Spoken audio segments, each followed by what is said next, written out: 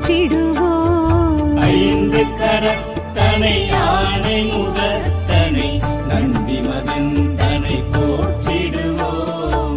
கணங்களின் அதிபதி கணபதி திருவடி கருத்தினில் வைத்தே கை தொழுவோம். கணங்களின் அதிபதி கணபதி திருவடி கருத்தினில் வைத்தே கை தொழுவோம். ஐந்து கரத்தனை ஆனை முகத்தனை நந்தி மகன் தனை போற்றிடுவோம்.